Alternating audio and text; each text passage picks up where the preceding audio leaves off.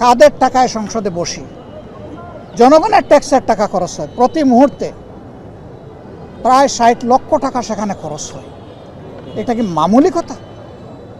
এই টাকা খরচ করার ক্ষেত্রে আমাদের কলিজা কাঁপবে না যে এই টাকাটা জনগণের?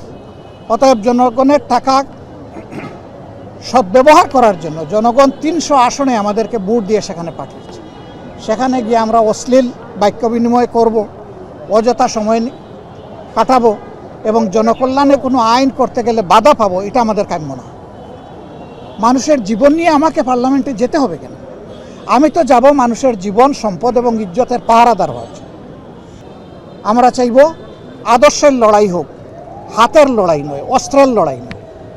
জীবন তো অনেক গিয়েছে, যাক, জাতির জন্য আরও 2-4টা জীবন যাবে, আমারটা গেলেও আমি প্রস্তুত।